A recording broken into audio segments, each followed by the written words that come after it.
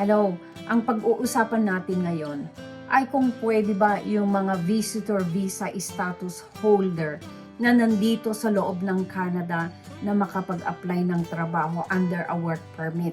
Tingnan natin yung pulisiya ng Canada. Balik na naman tayo dito sa website ng Canada.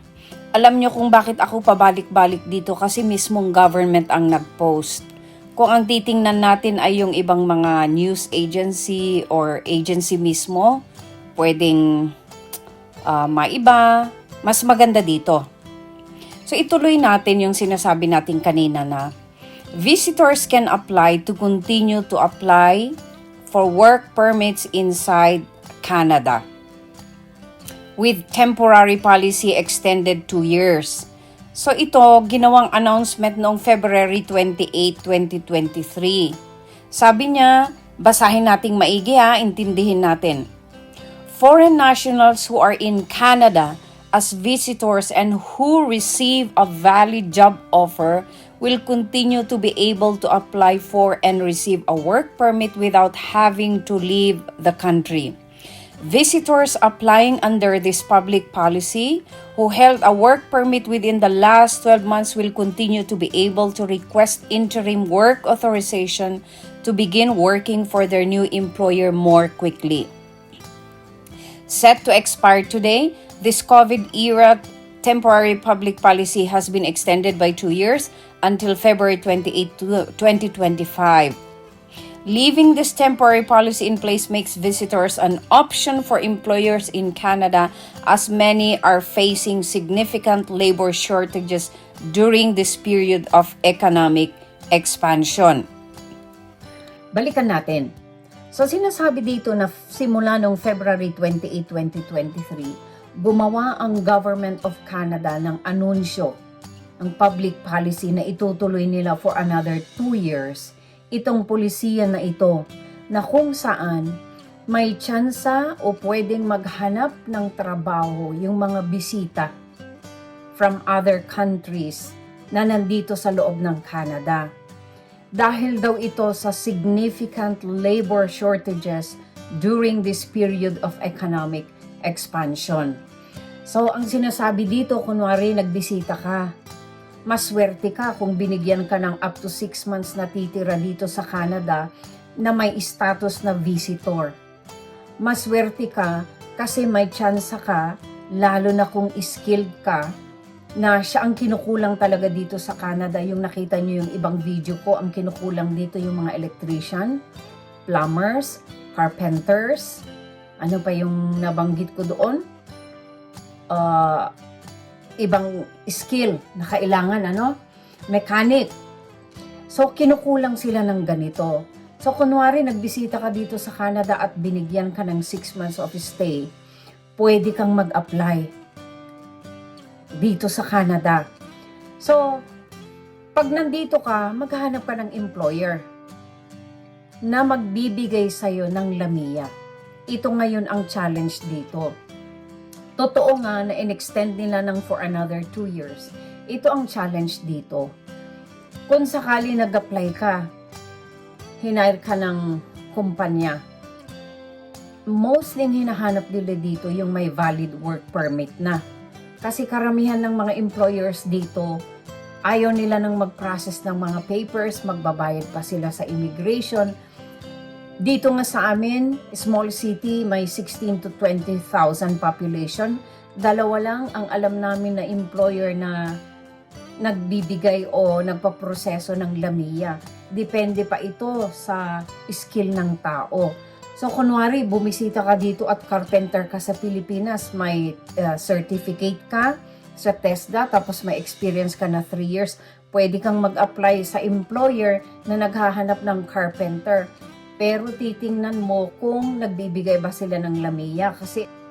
Kasi kung hindi sila magbibigay ng LAMIA, hindi rin pwede yon. Kailangan, sabi niya, an employer that can provide LAMIA. Siya yung papel dito na hahawakan mo para mabigyan ka ng work permit. Medyo mahirap ito kasi meron kaming kilalang Pilipino, marami siyang skill, galing pa sa ibang bansa. Ngayon umuwi sa Pilipinas, nag-apply siya.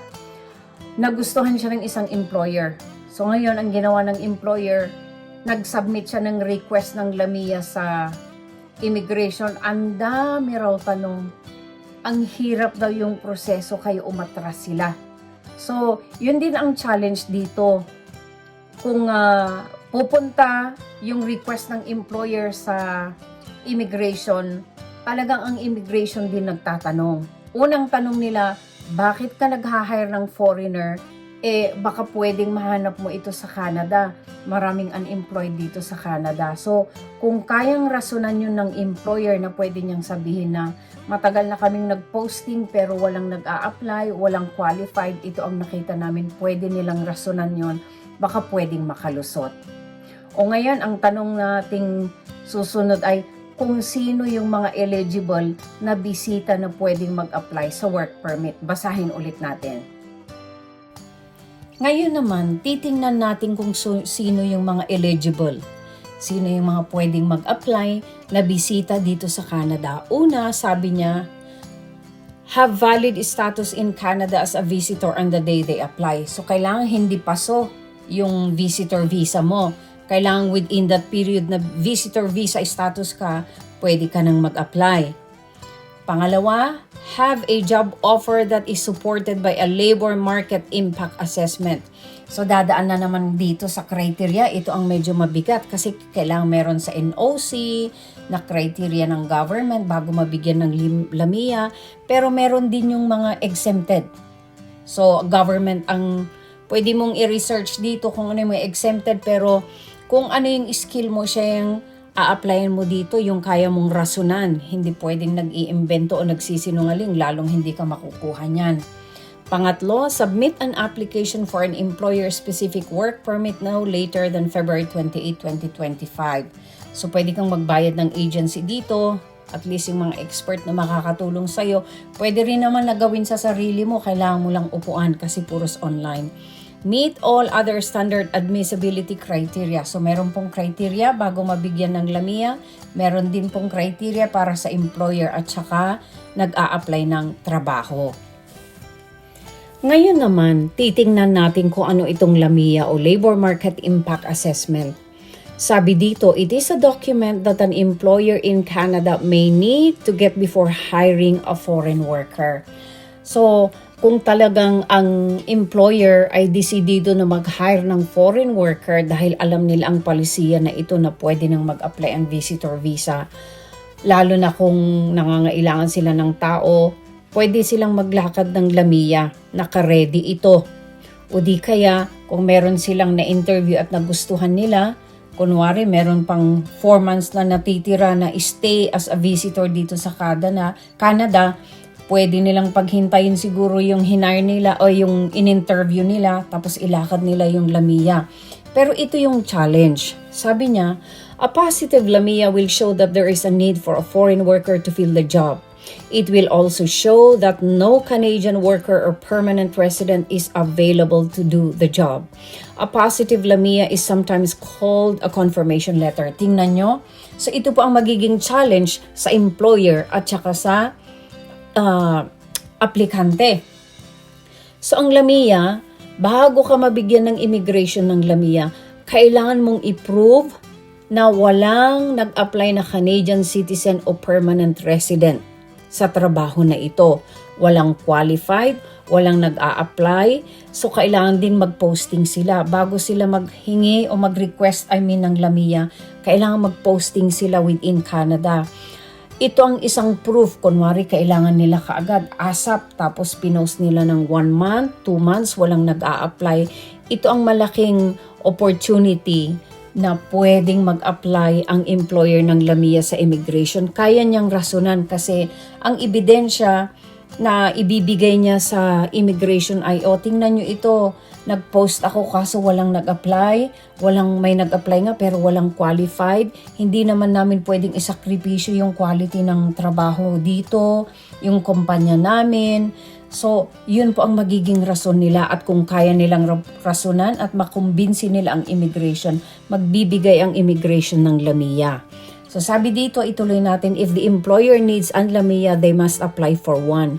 Once an employer gets the LAMIA, the worker can apply for a work permit. So, to apply for a work permit, a worker needs, so kunwari itong visitor visa holder na ito ay nabigyan ng LAMIA, kailangan na niyang mag-apply ng work permit.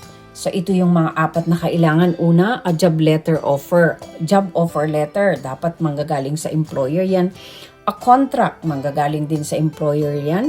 A copy of the LAMIA, na naggaling sa immigration yan. Kung nakumbinsi nila ang immigration na humingi ng LAMIA, may challenge din ang employer dito kasi magbabayad din sila.